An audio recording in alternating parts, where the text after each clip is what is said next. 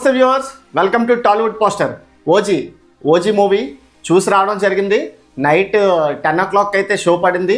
అలాగే benefit show అయితే already public talks అయితే జెన్యూన్ పబ్లిక్ టాక్స్ అయితే నేను పెట్టాను. ఆల్రెడీ చాలామంది ఒక 2 days ముందు నుంచే ఫేక్ అయితే పబ్లిక్ టాక్లు పెడుతూనే ఉన్నారు. బట్ మనం అయితే నిన్న నైట్ 10 o'clockకి షో పడిన తర్వాత 12:30 ఆ టైంలో నైట్ పబ్లిక్ టాక్ తీసుకోవడం జరిగింది. పబ్లిక్ టాక్ అప్లోడ్ చేశా, పైన కార్డ్స్లో వస్తుంది చూడండి. ఏమైనా పబ్లిక్ టాక్ చూడాలనుకుంటే మూవీ చూసాం. మూవీ ఎలా ఉందో ఒకసారి మూవీ గురించి అయితే మాట్లాడుకుందాం. సినిమా చూసుకున్నట్లయితే మొదటగా 1980 నాటి బ్యాక్డ్రాప్లో అయితే స్టోరీ స్టార్ట్ అవుతుంది. సత్యదాదా అంటే ప్రకాష్ రాజ్ గారు బొంబాయిలో ఒక పోర్ట్ని అయితే నడపడం అయితే జరుగుతుందనమాట. ఆ పోర్ట్లో ఒక కంటైనర్ అయితే మిస్ అవుతుంది. సో ఆ కంటైనర్ మిస్ అవ్వడానికి గల కారణాలు ఏంటి, దానికి ఓమి అంటే ఇమ్రాన్ హష్మీ ఎంట్రీ అవ్వడానికి కారణం ఏంటి, ఇమ్రాన్ హష్మీకి ప్రకాష్ రాజ్కి వచ్చిన వాగ్వాదాలు ఏంటి, అజ్ఞాతంలో ఉన్న పవన్ కళ్యాణ్ మళ్ళీ తిరిగి వస్తున్నాడు అంటే ఏ రేంజ్లో ఉంటుందో తెలుసుకోవాలంటే సినిమా బిగ్ స్క్రీన్స్ మీద తప్పకుండా చూడాల్సిందే. ఇంకా అలాగే చూసుకున్నట్లయితే ప్రకాష్ రాజ్ అంటే సత్యదాదాకి ఓజస్ గంభీర పవన్ కళ్యాణ్ ఎందుకు దూరమయ్యాడు, మళ్ళీ తిరిగి రావడానికి గల కారణం ఏంటి, తిరిగి వచ్చిన తర్వాత అక్కడ జరిగే పరిణామాలు ఏ విధంగా ఉంటాయి అనేది సినిమా అన్నమాట. ఇదే ప్లాట్. ఇంకా సినిమా చూసుకున్నట్లయితే ఒక గ్యాంగ్స్టర్ నేపథ్యంలో అయితే స్టోరీ జరుగుతుంది.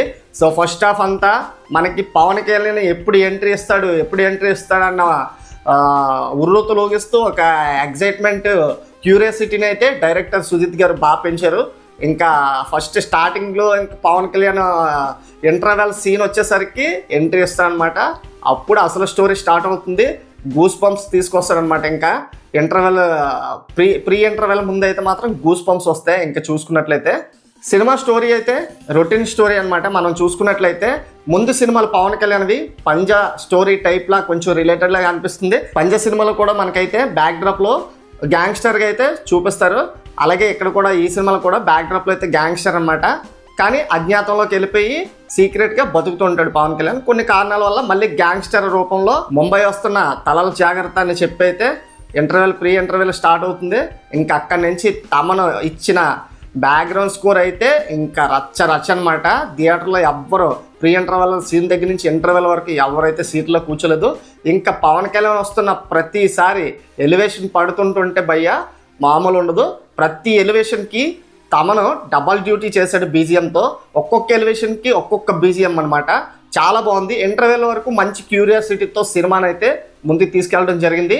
ఇక సెకండ్ హాఫ్ విషయానికి వస్తే ఫస్ట్ హాఫ్ ఇచ్చినంత కిక్ అయితే మాత్రం సెకండ్ హాఫ్ అయితే ఇవ్వదని అనుకుంటారు ఎవరు చూసినా. డైరెక్టర్ సుజిత్ కేవలం ఫ్యాన్స్ కోసమే సెకండ్ హాఫ్ అయితే రాసుకున్నట్లయితే అనిపిస్తుంది. మొత్తం పవన్ కళ్యాణ్ మేనియాతో సెకండ్ హాఫ్ అంతా నడుస్తుంది. మొత్తం బ్యాక్గ్రౌండ్ మ్యూజిక్ మీదే సినిమా అయితే నిలబడి ఉంది. డైరెక్టర్ స్టోరీ మీద కానీ ఎమోషన్స్ మీద కానీ అంతగా అయితే మాత్రం మైండ్ పెట్టలేదు.